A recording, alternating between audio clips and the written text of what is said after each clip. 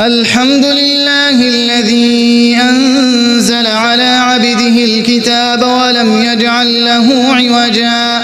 قيما لينذر بأسا شديدا من لدنه ويبشر المؤمنين الذين يعملون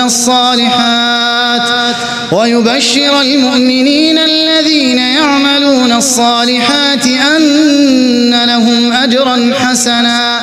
ماكثين فيه أبدا وينذر الذين قالوا اتخذ الله ولدا